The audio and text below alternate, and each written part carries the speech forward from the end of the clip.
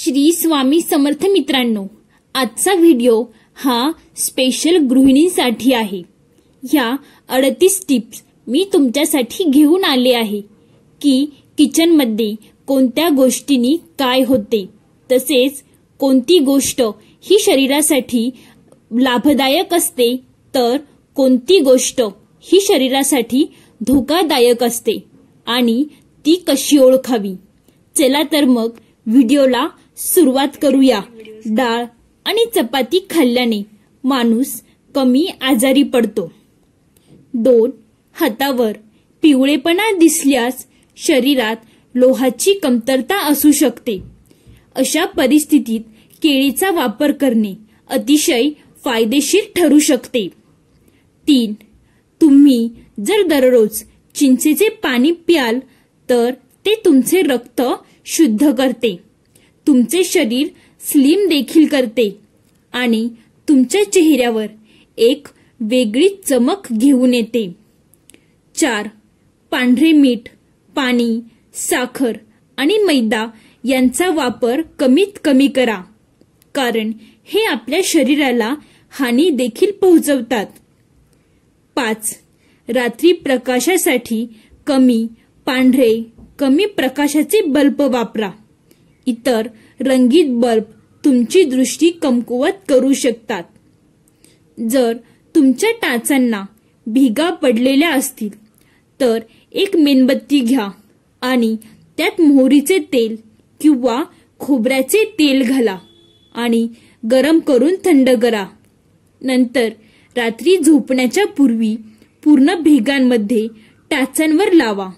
यामुळे भेगा पडलेल्या टाचांना लवकर आराम मिळेल। 7. सांधेदुखीचा त्रास, सांधेदुखीचा त्रास असल्यास आल्याचा रस लावा, सांधेदुखीपासून खूप लवकरच आराम मिळेल। 8. कुकरमधील तांदूळ जळाला असेल आणि तुम्हाला भीती वाटत असेल की शिजलेल्या भाताला जळाल्याचा वास येईल तर भात एका प्लेटमध्ये ठेवून नंतर पंख्याखाली ठेवा। असे केल्याने भाताचा जळलेला वास फक्त 2 मिनिटातच निघून जाईल। भांडी बदलून तांदूळ हवेत ठेवला नाही तर तो वास तसाच राहील। 9. तुम्ही जर दही बनवण्याचा प्रयत्न करत असाल तर सर्वप्रथम विचारात घ्यायची गोष्ट म्हणजे दुधाचे तापमान। दूध इतके गरम असले पाहिजे की जेव्हा तुम्ही बोट लावाल तेव्हा ते कोमट वाटेल। मग त्यात 1 चमचा दही घाला। यानंतर तवा गरम करून ही दही हंडी गरम तव्यावर ठेवा, त्यामुळे दही खूप घट्ट होईल आणि चांगले गोठेल देखील। 10. ज्या लोकांना बीपीचा त्रास होतो त्यांनी रोज नाश्त्यामध्ये खजूर खावेत, याने बीपीच्या त्रासापासून तुम्हाला लवकरच आराम मिळेल। 10. रात्री अर्धा चमचा हळद पावडर दुधात मिसळून पिल्याने व्यक्तीचे वृद्धत्व लवकर येत नाही आणि संपूर्ण चेहरा हा तरुण दिसत राहतो। 12. व्हिटॅमिन सी, व्हिटॅमिन सी समृद्ध असलेले पदार्थ खाल्ल्याने तुमची रोग प्रतिकार शक्ती मजबूत होते आणि दात आणि जदांमधून होणारा रक्तस्राव देखील रोखता येतो। यासाठी तुमच्या आहारात संत्री, गाजर, चेरी, लिंबू खाणे सुरू करा। 13. गरम पाण्याने कधीही अंघोळ करू नका, कारण यामुळे डोळे आणि शरीराचे स्नायू कमकुवत होऊ शकतात। 14. आठवड्यातून एकदा शरीराला तेलाने मसाज करा, यामुळे शरीरातील आळस दूर होतो आणि शरीरात चपळाई येते। 15. हिरड्यांमधून रक्तस्राव होत असल्यास लवंगाच्या तेलात कापूस भिजवून हिरड्या आणि दातांवर लावल्यास खूप आराम मिळतो। 16. खजूर एक असे फळ आहे ज्याचे सेवन केल्याने शरीराला ताकद आणि ऊर्जा मिळण्यास मदत होते। 17. हृदय निरोगी राहण्यासाठी दररोज खजूर खाणे खूप महत्वाचे ठरते. 18. 1 चमचा मध मिसळून दूध प्यायल्याने वजन वाढते. ज्या लोकांना वजन वाढवायचे आहे त्यांनी रात्री 1 ग्लास दुधात 2 चमचे मध मिसळून प्यावे. यामुळे वजन लवकर वाढण्यास मदत मिळेल. 19. रात्री नाभीमध्ये खोबरे तेल किंवा बदामाचे तेल लावून झोपल्याने चेहऱ्यावर आणि शरीरावर चमक येते. नाभीमध्ये ऑलिव्ह ऑइल लावून झोपल्याने कंबरदुखी आणि पोटाच्या आजारांपासून आराम मिळतो. 20. आठवड्यातून एकदा कडुलिंबाचा रस पिल्याने पोटातील सर्व घाण ही साफ होते आणि चेहऱ्यावर नैसर्गिकरित्या चमक येते. 21. आपल्या मुलांना फळे आणि संपूर्ण धान्य, दुधाचे पदार्थ खायला द्या, जेणेकरून त्यांचे आरोग्य चांगले राहील. 22. दुधाचा चहा कमी प्रमाणात प्यायला पाहिजे. दुधाचा चहा प्यायल्याने गॅस, ऍसिडिटी आणि उच्च रक्तदाबासारखी समस्या उद्भवू शकते. 23.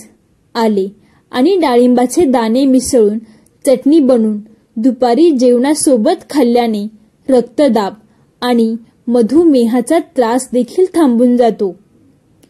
24.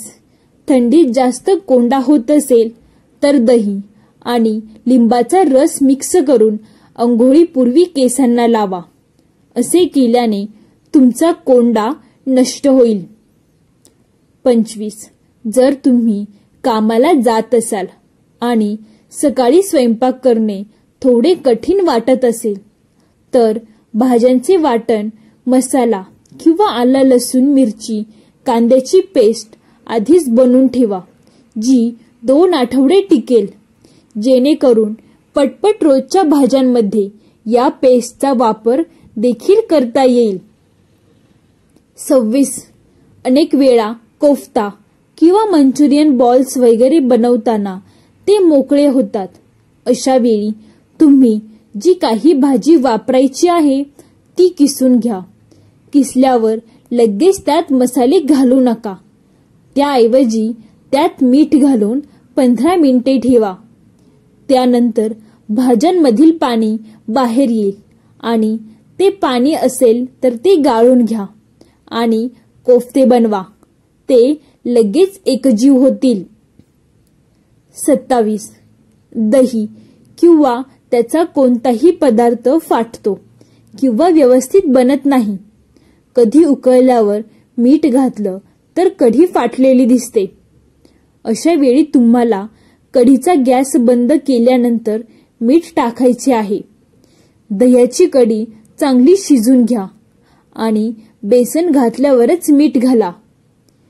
गॅस बंद केल्यानंतर 2-3 मिनिटांनंतरही तापमान चांगले असते तर मीठ लगेच विरघळते.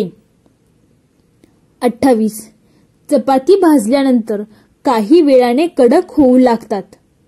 अनेकांना अशा चपात्या खायला आवडत नाही. अशा स्थितीत पीठ मळताना लक्षात ठेवा की तुम्ही पाणी आणि थोडे दूध मिसळून घ्या. असे केल्याने चपाती कधीही कडक होणार नाही आणि कित्येक तास ती मऊ राहील. अगदी सामान्य रोटी बनवण्याप्रमाणे बनली जाईल. 29. पुलाव किंवा बिर्याणी प्रेशर कुकरमध्ये बनवली तर अनेकदा तांदूळ चिटकवून राहतो आणि फुलत नाही. अशा स्थितीत बनवलेल्या पद्धतीत थोडा बदल करावा लागेल. सर्वप्रथम कुकरमध्ये भाज्या परतवून घेतल्यानंतर त्यात तांदूळ घालून परतवून घ्या आणि नंतर पाणी घाला. तुमच्याकडे जे काही तांदूळ आहे त्यापेक्षा अर्धा ग्लास जास्त पाणी घाला आणि नंतर त्यात 1 चमचा लिंबाचा रस घाला. याने तुमचा पुलाव किंवा बिर्याणी अगदी फुलून जाईल. 30. जर तुम्ही रात्री झोपण्यापूर्वी चेहरा धुण्याची सवय लावली असेल तर ती सुरकुत्या, मुरुमापासून बचाव करते आणि तुमचा चेहरा चमकदार होण्यास मदत होते. 31. सफरचंद खाल्ल्याने शरीरात रक्त वेगाने वाढते आणि व्यक्ती आजारांपासून संरक्षित राहतो. 32. भिजवलेले बदाम आणि अक्रोडाचे सेवन करा. यामुळे सांध्यांची मजबूती टिकून राहते. अक्रोड आरोग्यासाठी खूप फायदेशीर आहे. 33. जर तुम्ही प्रोटीनसाठी मांस खात असाल तर तुमच्यासाठी मुंग लागला पर्याय असू शकतो, कारण मुगामध्ये मांसापेक्षा जास्त प्रोटीन असते. 34. जर तुमचे केस जास्त गळत असतील तर रोज बडीशेपचे सेवन करा. यामुळे केस गळणे लवकरच थांबेल. 35. जर हलक्या पिवळ्या रंगाची लघवी होत असेल तर समजावा की शरीरातील पाण्याचे प्रमाण चांगले आहे. 36. दुधासोबत मीठ आणि सर्व प्रकारच्या आंबट पदार्थांचा सेवन करू नका. दूध नेहमी रिकामे पोटीच घ्यावे. 36. चहासोबत हळद खाऊ नका. ते शरीरासाठी हानिकारक ठरते. त्यामुळे चहासोबत हळदीचे प्रमाण जास्त असलेल्या कोणत्याही वस्तू खाऊ नका. 38. अननसाचा रस स्टोन दूर करण्यास मदत करतो. तर मित्रांनो, व्हिडिओ संपूर्ण पाहिल्याबद्दल तुमचे मनापासून आभार. व्हिडिओतील टिप्स आणि माहिती तुम्हाला आवडली असेल तर व्हिडिओला लाईक करा आणि आपल्या फ्रेंड्स, फॅमिली आणि इतर गृहिणींसोबत देखील शेअर करा. तसेच नवनवीन माहिती व टिप्ससाठी चॅनेलला सबस्क्राईब करा आणि बेल आयकॉनवरही प्रेस करा, जेणेकरून तुम्हाला आमच्या नवनवीन व्हिडिओ पाहायला मिळतील. तर मित्रांनो, धन्यवाद. बोला श्री स्वामी समर्थ.